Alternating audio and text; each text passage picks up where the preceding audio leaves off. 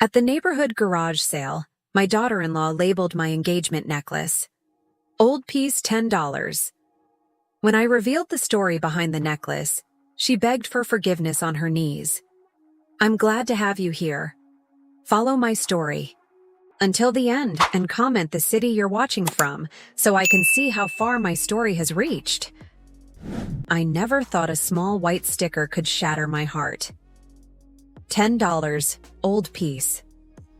Those 4 words, scribbled in my daughter-in-law's handwriting, were attached to my engagement necklace, the one my George had placed around my neck 40 years ago. It was a crisp Saturday morning, and I had decided to walk through the neighborhood garage sale that Olivia had organized in our front yard. At 65, I still enjoyed these community events, the familiar faces of neighbors browsing through items while sharing stories and laughter. I hadn't planned on helping with the sale. Olivia had made it clear that she didn't need my assistance when she announced her plans at dinner last week. "I've got everything under control, Martha," she had said with that dismissive wave of her hand. "You just slow things down." So I kept my distance, watching from the porch as she arranged tables and priced items from around the house. Items I hadn't even realized she'd collected for selling. I was sipping my morning tea when I noticed Mrs. Peterson, who lived 3 doors down, examining something that caught the sunlight. My heart stopped. Even from a distance, I recognized the delicate gold chain and the distinctive sapphire pendant that had been in my family for over 120 years. My legs carried me forward before my mind could fully process what was happening. There it was, my most treasured possession, sitting in a cardboard box labeled jewelry and accessories, with that insulting white sticker declaring its worth as less than a movie ticket. Mrs. Peterson turned the necklace in her hands, the morning light dancing across the gemstone. "This seems quite lovely for just $10, she said to Olivia. Olivia's laugh cut through me like ice. "Oh, it's just some old costume jewelry of Martha's. Probably not even real. We're clearing out all her old junk to make room for things." "We actually use junk?" The necklace that had been worn by my grandmother at her wedding in 1903? The same necklace my mother had cherished through 2 world wars? The necklace George had saved for 3 years to have restored before placing it around my neck on the night he proposed? Mrs. Peterson noticed me standing there, my face drained of color. "Martha, is this yours? It's quite beautiful." I couldn't speak. I just reached out and gently took the necklace from her hands. The familiar weight of it settled in my palm, and I closed my fingers around it, feeling the smooth stone and delicate metalwork. Olivia's expression shifted from surprise to irritation. "Martha, we talked about getting rid of old things. You have so many trinkets collecting dust. We never talked about this," I finally managed, my voice barely above a whisper. "You never asked me about this." My son David wasn't home. He was away on another business trip, leaving Olivia to help organize the house, as he put it. I had never imagined her idea of organizing included selling my most precious possessions. "What's the big deal?" Olivia rolled her eyes. "It's just an old necklace." Something broke inside me at that moment. After 3 years of biting my tongue, of watching Olivia gradually take over my home since she and David moved in after George's death, of retreating further into myself to keep the peace, I finally found my voice. "This necklace," I began, feeling strength rising in my chest, "belonged to my grandmother, who wore it when she married my grandfather in 1903. During the Depression, when they lost everything, she refused to sell this, even when they couldn't afford to eat. My mother wore it on her wedding day, and then on the day I was born." I took a breath, aware that several neighbors had stopped to listen. "George spent 3 years saving money to have it professionally restored before he proposed to me. He placed it around my neck the night he asked me to be his wife. I touched the sapphire, feeling its familiar coolness against my fingertips. I wore it when David was born, I was planning to give it to him to pass on to his own daughter someday. My eyes met Olivia's, and for a brief moment, I saw a flicker of shame cross her face. But it quickly disappeared, replaced by a hardened expression I had come to know all too well. "How was I supposed to know all that?" she snapped. "You never tell us anything about your old things." Mrs. Peterson placed a gentle hand on my arm. "Martha, I had no idea it was so special." I nodded, still clutching the necklace. Neither did Olivia, apparently, because she never bothered to ask.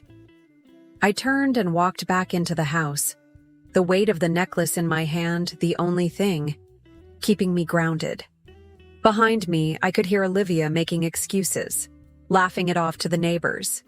"Mother-in-laws and their sentimentality," she said loudly. "Who can keep track of what means what to them?" As I closed the door behind me, I realized something important. I wasn't just losing my possessions. I was losing my voice in my own home.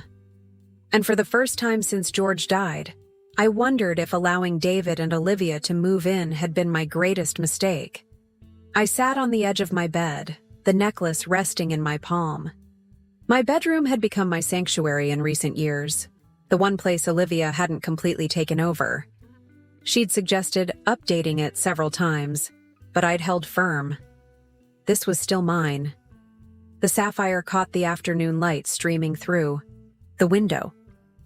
I remembered the first time I'd seen it sparkle this way, in George's trembling hands as he knelt before me in the garden of my parents' home. How nervous he had been.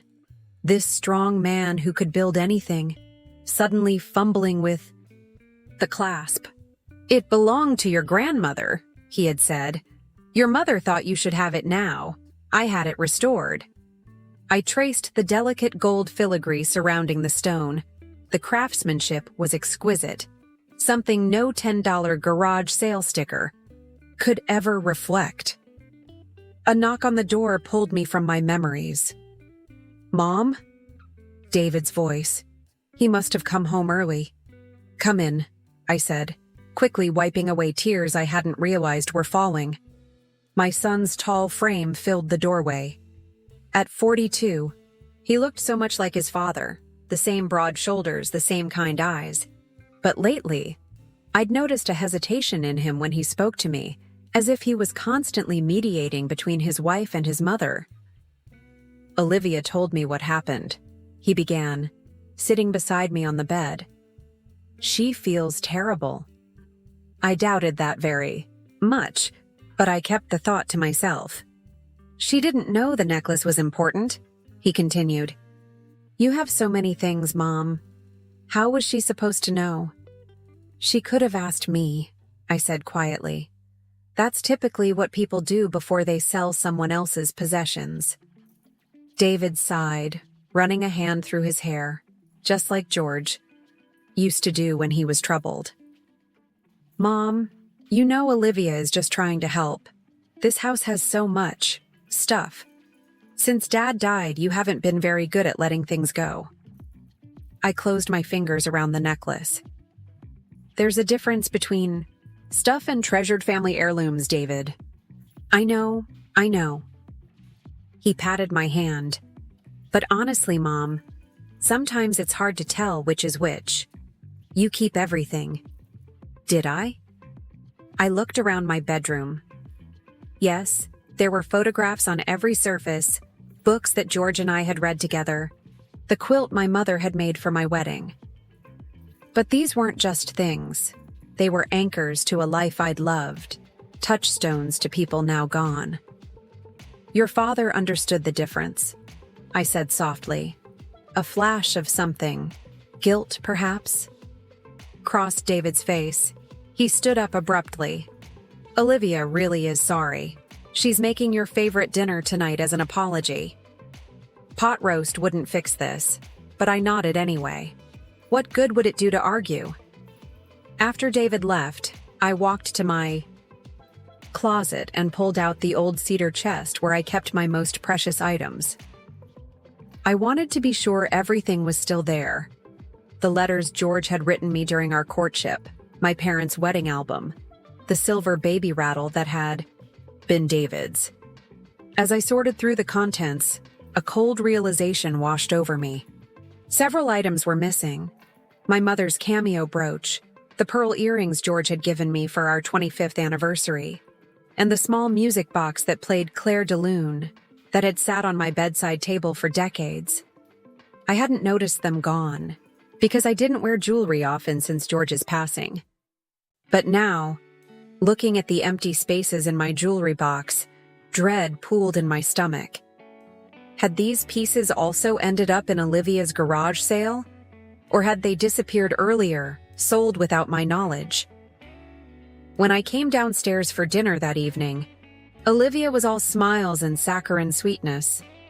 "Martha, I feel just awful about today," she said, placing the pot roast on the table with flourish. "I had no idea that old necklace meant so much to you." I noticed she still couldn't bring herself to acknowledge its actual value. It was still just an old necklace to her.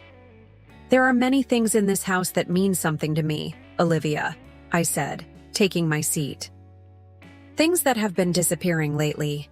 David shot me a warning look. "Mom, let's not ruin dinner," Olivia apologized. "Actually," I continued, ignoring him, "I've noticed several pieces of my jewelry are missing. My mother's cameo brooch, for instance. And the pearl earrings your father gave me for our anniversary." Olivia's smile faltered. "I haven't seen those. Perhaps you misplaced them?" "I've kept them in the same jewelry box for 40 years. David cleared his throat. "Mom, you've been forgetful lately. Remember when you couldn't find your reading glasses and they were on top of your head? That wasn't the same thing at all, and he knew it. But the implication was clear. If items were missing, the problem was my memory, not Olivia's actions."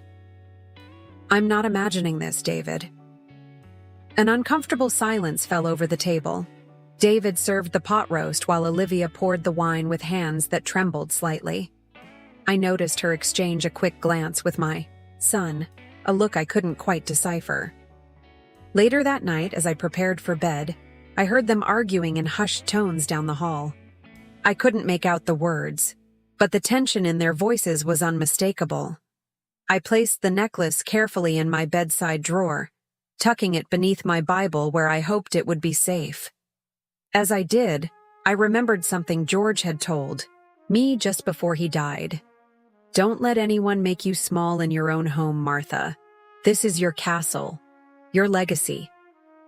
I had let myself become small, retreating to my bedroom, giving up my voice, watching as Olivia gradually took control of the house and David became increasingly distant. For 3 years I'd told myself it was better this way, that having family around was worth the compromises. But as I lay in bed that night, I wondered, at what point does compromise become surrender? And what else would I lose before I found the courage to stand up for myself? The doorbell rang just as I was finishing my morning tea. 3 days had passed since the garage sale incident, and an uneasy truce had settled over the house.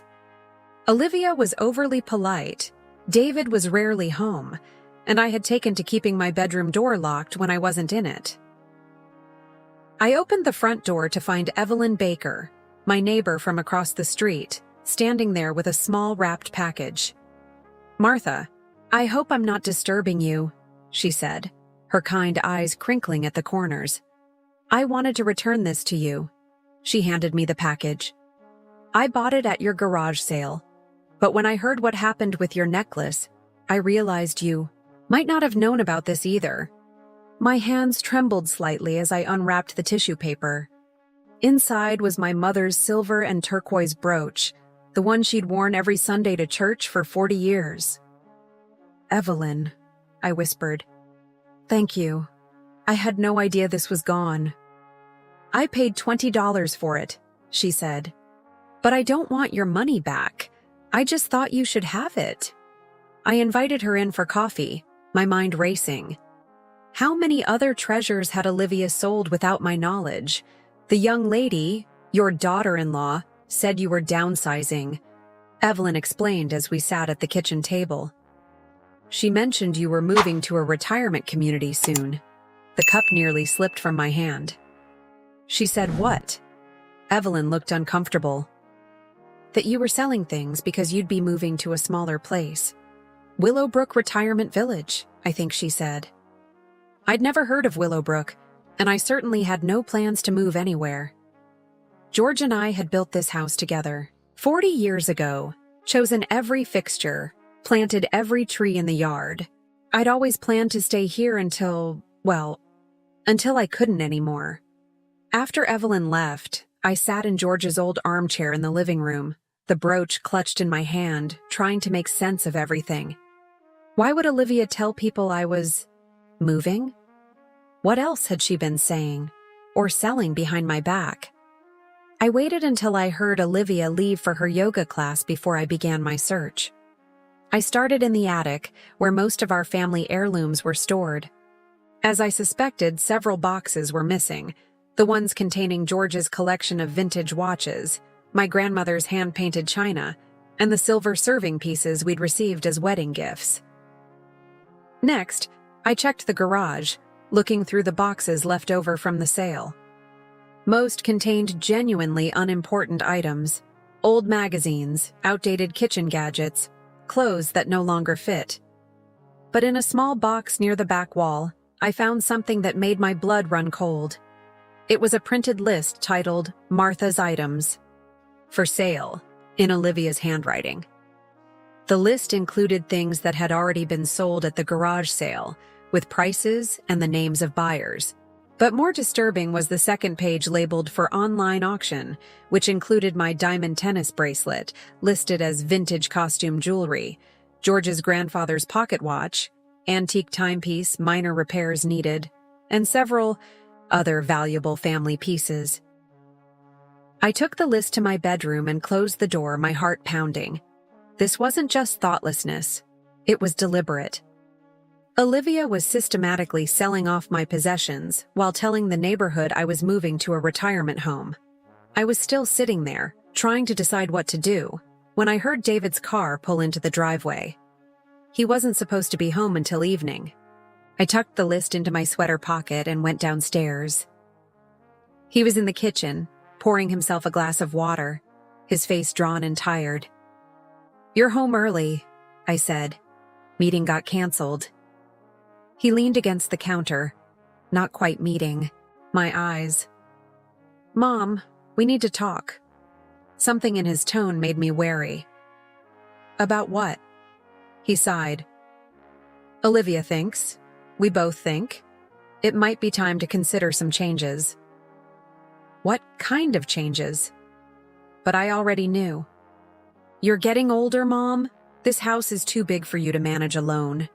And honestly, having 3 adults under one roof isn't working as well as we'd hoped." "I see," I said carefully. "And who would stay in the house? You and Olivia?" He had the grace to look embarrassed. "It would make sense. We're starting a family and—" "You're what?" This was the first I'd heard of a grandchild. David's cheeks reddened. "Olivia's not pregnant yet, but we're trying. And when it happens, we'll need the space. So I should leave my home, the home your father and I built, because you might have a baby someday?" "Don't put it like that," he said, frustrated. "We're trying to think about what's best for everyone. Willowbrook is a really nice place." There it was, Willowbrook, the place Olivia had already been telling neighbors I was moving to. "I'm not going anywhere, David." I pulled the list from my pocket and set it on the counter. "And I think you need to see this." His eyes scanned the paper, confusion turning to disbelief. "What is this?" "A list of my possessions that your wife has been selling without my knowledge. Some at the garage sale, others planned for online auctions." "That can't be right," he started, but I could see doubt creeping into his expression. "Evelyn Baker returned my mother's brooch to me today. Olivia sold it to her for $20. She also told Evelyn I was moving to Willowbrook soon." David shook his head. there must be some misunderstanding. Is it a misunderstanding that my diamond bracelet is missing? Or your great-grandfather's pocket watch? Are those things I simply misplaced, like you suggested about my pearl earrings? He ran his hand through his hair, a gesture so like his father's that it made my heart ache.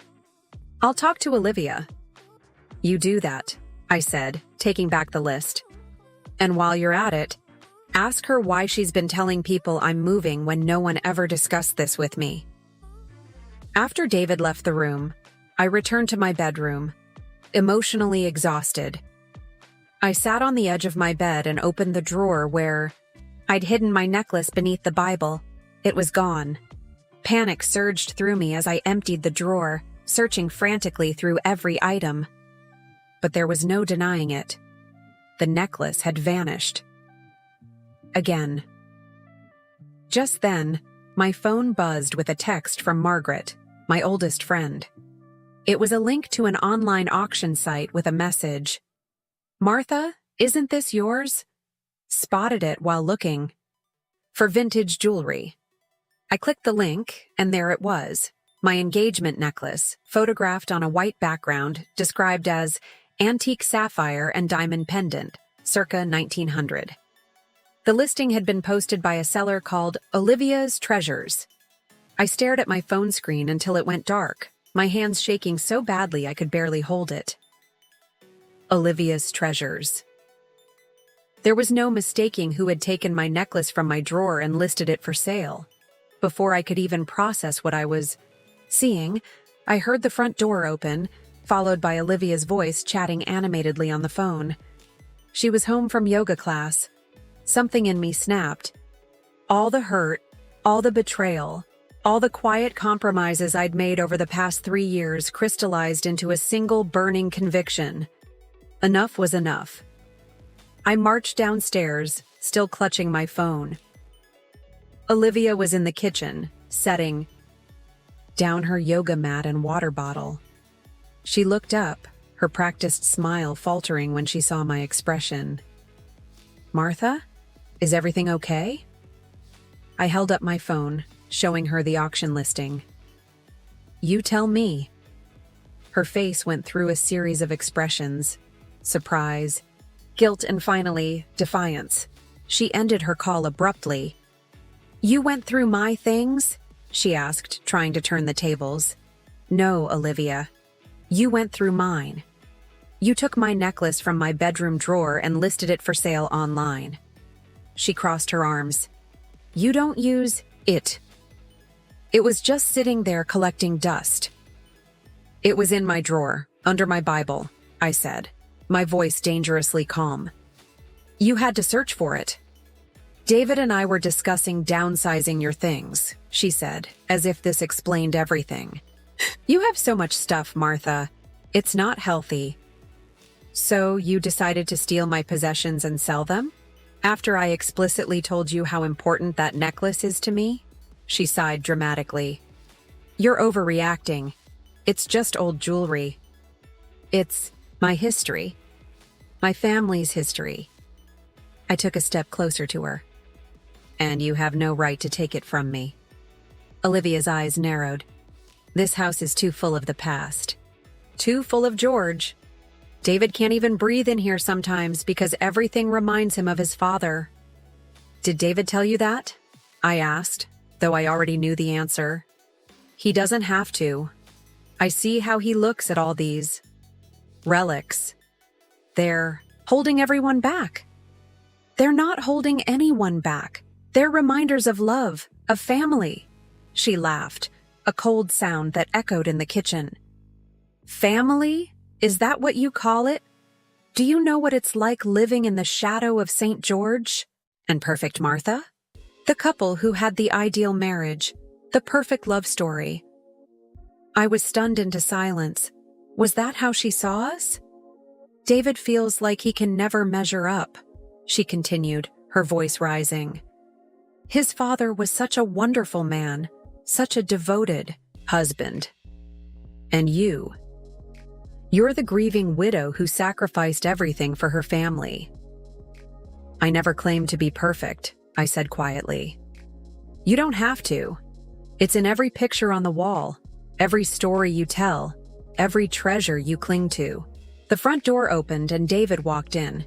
He stopped short when he saw us standing there, tension crackling in the air. What's going on? He asked, looking from me to Olivia. I handed him my phone. Your wife stole my necklace from my bedroom and listed it for sale online. David's face paled as he stared at the screen. Olivia? Is this true? For a moment, she seemed caught off guard by his presence. Then her expression changed, her eyes filling with tears. I was just trying to help, she said, her voice breaking. Martha has so many things, and we need to prepare for the baby. I thought if we could sell some of the items she doesn't use, it would make the transition easier. What transition? I asked sharply. David looked uncomfortable. We were going to talk about it more tonight, Mom. About the possibility of you moving to Willowbrook. You mean the place Olivia has already been telling neighbors I'm moving to? The place she's been using as an excuse to sell my possessions? It's not like that, David started, but I cut him off. I found her list, David. A detailed inventory of my things she's already sold and what she plans to sell next. I watched my son's face as he struggled to reconcile his wife's actions with the excuses he'd been making for her.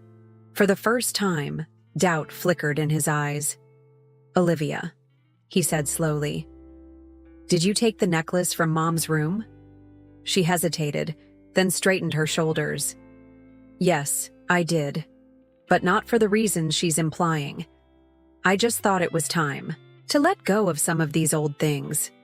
It wasn't yours to decide, I said. I'm your daughter-in-law. I live in this house too. I should have some say in what happens here. Not when it comes to my personal possessions, I said firmly. Not when it comes to deciding where I live.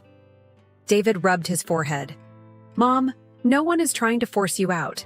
We were just going to discuss options.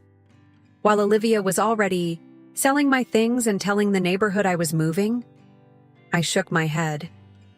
That doesn't sound like a discussion to me. It sounds like a decision you two already made. Olivia stepped closer to David, placing her hand on his arm. I was trying to help organize things. Your mother keeps everything, David. The house is cluttered with the past. My memories are not clutter, I said, my voice breaking slightly. And this is still my home. David looked torn, caught between his wife and his mother.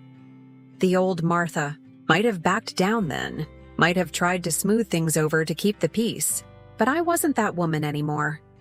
I want my necklace back, I said, and everything else Olivia has taken. Of course, David said quickly. Olivia will cancel the listing right away. Olivia's eyes flashed with anger. So you're taking her side? There shouldn't be sides, he said, visibly frustrated. This is Mom's house, and those are her things. And what about our future? Our baby? We need more space, not less. David's expression changed. There is no baby yet, Olivia. And even if there was, that doesn't give us the right to push Mom out of her own home or sell her possessions. Olivia stared at him, her face flushing. I see. She turned to me, her voice cold. You've always had him wrapped around your finger, haven't you, Martha? Poor, sweet, widowed Martha, all alone in this big house with her precious memories. That's enough, David said sharply. But Olivia wasn't finished. You think I don't see through you? You've been manipulating David since the day we got married, making him feel guilty for not being here more often, using his father's memory to control him. Olivia, stop, David warned. Why should I? She needs to hear this. She needs to understand that she can't keep living in the past. George is gone. Martha, and all these things you're hoarding won't bring him back. The kitchen fell silent. I felt as if I'd been slapped, but beneath the sting of her words, a strange calm settled over me. I finally understood what this was really about.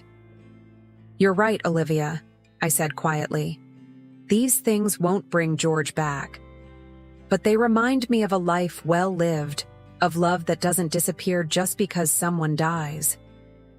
I looked at David, whose face reflected shock at his wife's outburst. I'm not leaving my home, and I expect everything that's been taken to be returned immediately.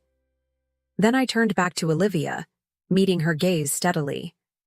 If you can't respect that, then perhaps you should be the one to consider other living arrangements. Days following our confrontation in the kitchen were filled with a tense silence. Olivia barely spoke to me, moving through the house like a sullen ghost. David seemed perpetually caught in the middle, his loyalties visibly torn between his wife and his mother. I didn't waver in my resolve. The necklace had been returned. Olivia had canceled the online listing and placed it on my dresser without a word, but the damage had been done. Trust, once broken, isn't easily repaired. On a rainy Tuesday morning, I sat at the kitchen table with my untouched coffee, watching droplets race down the window pane. David entered, looking tired and rumpled as if he hadn't slept well. "Morning, Mom," he said, pouring himself coffee before sitting across from me. "Got a minute to talk?" I nodded, steeling myself for whatever was coming. "I've been doing some thinking," he began, staring into his mug. "About everything that's happened. About what's best for everyone." "And what have you decided is best for everyone?" I asked, keeping my voice neutral. He looked up, his eyes, so like his father's, filled with a mixture of resolve and regret. "Olivia and I are going to move out." This wasn't what I'd expected. "David? No, Mom. Please let me finish. It's the right thing to do. This is your home. Dad built it for you. I was wrong to ever think you should leave it." Relief washed over me, followed quickly by concern for my son. "What about you and Olivia? What does she say about this?" A shadow crossed his face. "She's not happy. But I finally made her understand that we can't push you out of your own home. And honestly," he hesitated, "I think we need some space of our own too." The unspoken truth hung between us. His marriage was struggling under the weight of Olivia's actions and his divided loyalty. "I found an apartment across town," he continued. "It's nothing fancy, but it'll do until we figure things out." I reached across the table and squeezed his hand. "I never wanted to come between you and Olivia." "You didn't," he said firmly. "Olivia's choices did that. I just didn't want to see it at first." We talked for nearly an hour, really talked, in a way we hadn't since before George died. David admitted he'd been blind to Olivia's behavior, making excuses because it was easier than confronting the truth. He apologized for not standing up for me sooner, for allowing me to be pushed to the margins of my own home. "Dad would be ashamed of me," he said at one point, his voice breaking. "No," I said gently. "Your father understood that love sometimes clouds our judgment. He would just want you to do what's right now." Later that afternoon, as I was tending to the roses George and I had planted years ago, Olivia approached me in the garden. She stood awkwardly, arms crossed, her usually perfect appearance slightly disheveled. "David says we're moving out by the end of the week," she said without preamble. I straightened up, brushing soil from my gardening gloves. "Yes, he told me this morning." "You must be happy," she said bitterly. "You won." "This isn't about winning or losing, Olivia, isn't it? You get to keep your precious house and all your precious memories, and I'm the villain who tried to take it all away." I sighed, suddenly tired of the antagonism. "I never saw you as a villain. I just wanted respect in my own home." "Respect?" she scoffed. "What about respect for the living? For the future? This whole house is a shrine to the past, to George." There it was again. The resentment of a man she'd never even met. George had died a year before she and David married. George was my husband for 40 years. I said quietly. He's part of who I am. I won't apologize for keeping his memory alive. And what about David? Doesn't he deserve a wife who isn't constantly compared to some idealized memory of his parents' perfect marriage? I studied her face, seeing beyond the anger to the insecurity beneath. Is that what you think happens? That I compare you to my marriage with George? She looked away. Everyone does. Martha and George were so in love. Martha and George never argued. Martha and George built this house with their own hands. How am I supposed to compete with a ghost? For the first time, I felt a flicker of sympathy for my daughter-in-law. Marriage isn't a competition, Olivia. And for what it's worth, George and I argued plenty. We struggled, we compromised. Not according to the stories David tells. According to him, you two were perfect. I smiled sadly.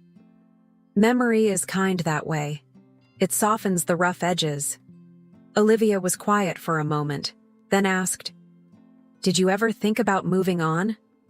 After George died?" The question caught me off guard. Moving on? Dating. Finding someone new. I shook my head. I had 40 wonderful years with the love of my life. I'm content with my memories. See, that's what I don't understand, she said, frustration edging her voice. How can memories be enough? They're not real. They're just echoes. They're real to me, I said simply. They're part of what makes me who I am today. She stared at me for a long moment, as if trying to understand something fundamentally foreign to her. Then she shrugged. Well, you'll have your house to yourself again soon. You can fill it with as many memories as you want. As she turned to leave, I called after her. Olivia. She paused. I hope you and David find happiness in your new place. And I hope someday you'll understand that there's room in life for both the past and the future. She didn't respond, just continued walking toward the house. The next few days passed in a flurry of boxes and packing tape.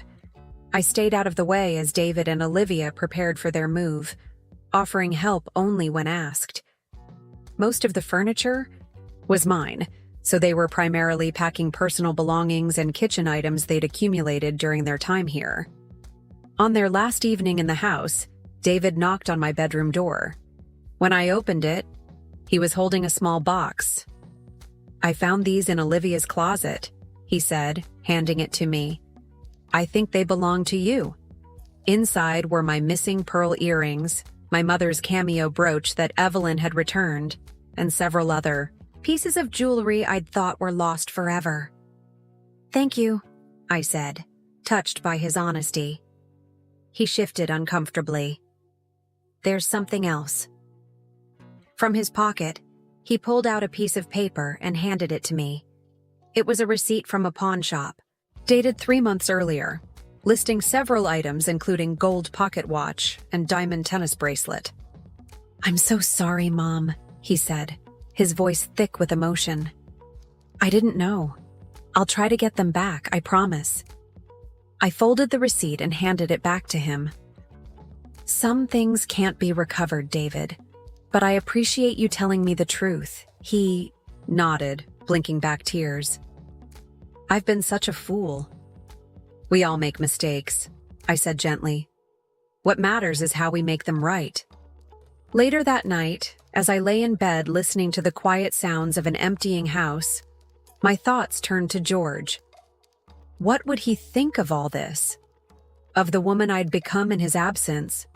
Of the stand I'd finally taken? I could almost hear his voice. It's about time, Martha. It's about time. The Price of Memories. Chapter 6.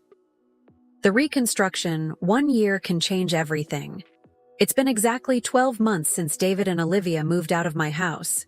12 months of reclaiming spaces and rebuilding boundaries. 12 months of rediscovering. The woman I was before grief made me small.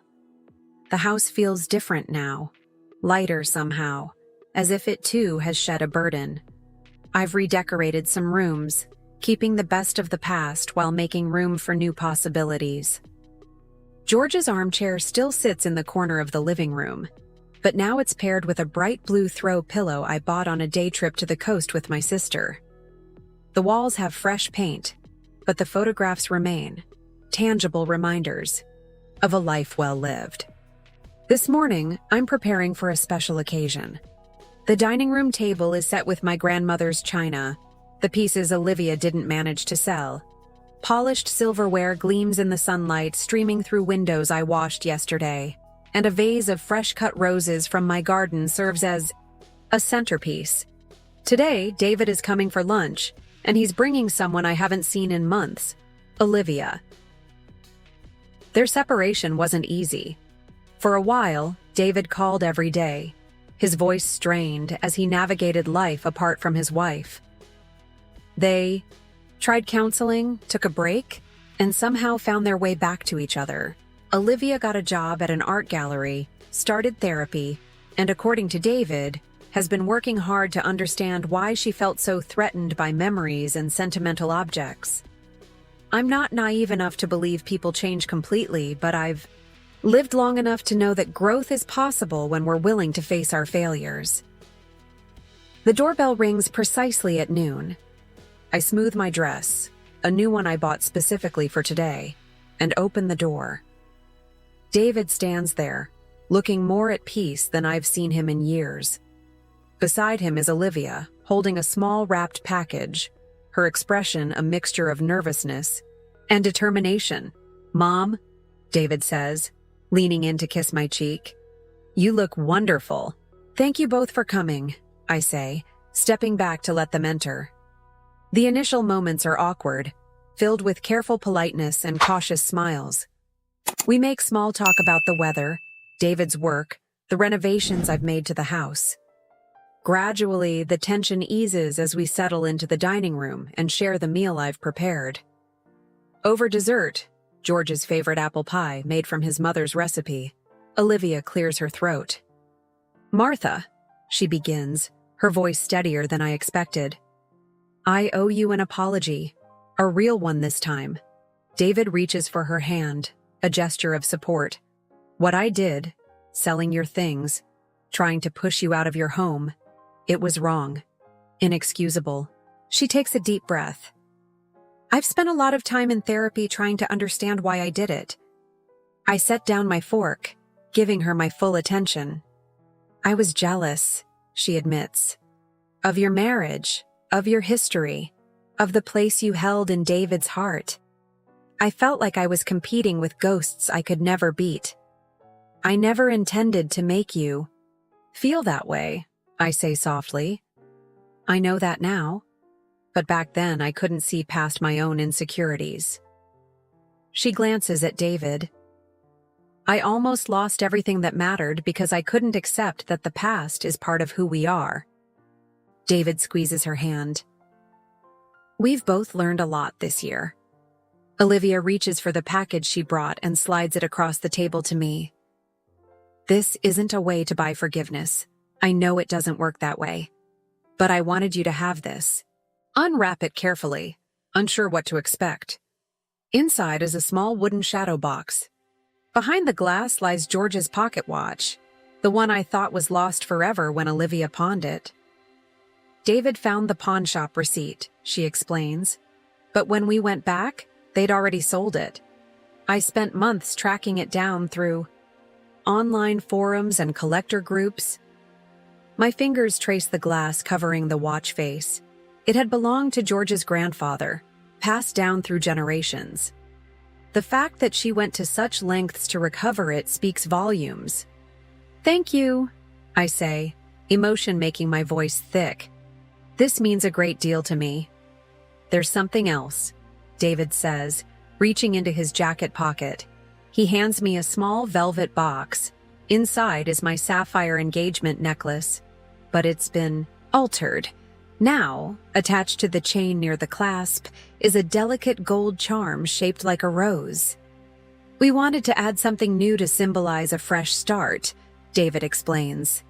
"The rose is for your garden, for the new life you've been nurturing this past year." Tears prick at my eyes as I lift the necklace. It's beautiful. I hope it's okay that we modified it, Olivia says, uncertainty in her voice. I know how important the original piece is to you. It's more than okay, I assure her. It's perfect. And it is. The necklace now represents not just my past with George, but my journey forward, a journey that has made me stronger, more confident in my own voice. After lunch, we move to the living room for coffee. The conversation flows more easily now, the worst of the tension broken. Olivia asks about my local history class, a new venture I started 6 months ago at the community center, sharing stories of our town's past with eager students. I'd like to come sometime, she says, and I believe she means it. As they prepare to leave a few hours later, I walk them to the door. On the porch, Olivia hesitates, then asks, "Would it be all right if we came for dinner next Sunday? There's something we'd like to discuss with you." David smiles. "It's good news, Mom. Really good news." I think I know what they want to tell me, have noticed the subtle changes in Olivia's appearance and the protective way David has been watching her all afternoon. "I'd like that very much," I say. After they drive away, I return to the living room and sit in George's chair, the necklace still in my hands. I fasten it around my neck, feeling the weight of the pendant rest against my collarbone. Familiar, yet different with the addition of the rose charm. On the wall across from me hangs a new addition to the room, a shadow box display I created myself. Inside is the $10 price tag Olivia once placed on my necklace. Next to it is a handwritten card that reads, "Some things have no price. Their value lies in the stories they tell and the memories they hold." It serves as a reminder of how far we've all come. Later that evening, as twilight softens the edges of the garden George and I planted together, I sit on the porch swing with a cup of tea. A young couple has just moved in across the street, and the woman waves when she sees me looking. I wave back, thinking I should take them some of my rosemary bread as a welcome gift tomorrow. My fingers touch the sapphire pendant at my throat, then move to the small gold rose beside it. The past and the present, side by side. Not competing, but complementing each other. This is what I've learned over the past year. Memories are not meant to be locked away like museum pieces, nor should they be discarded as irrelevant. They are meant to be touchstones, guiding us forward while honoring where we've been. A light breeze rustles the roses, carrying their sweet scent across the yard. Somewhere in that gentle wind, I feel George's presence, not as a ghost I'm clinging to, but as part of the foundation that makes me who I am. "I'm doing well, my love," I whisper to the evening air. "Better than I ever imagined." And for the first time in years, I truly believe it.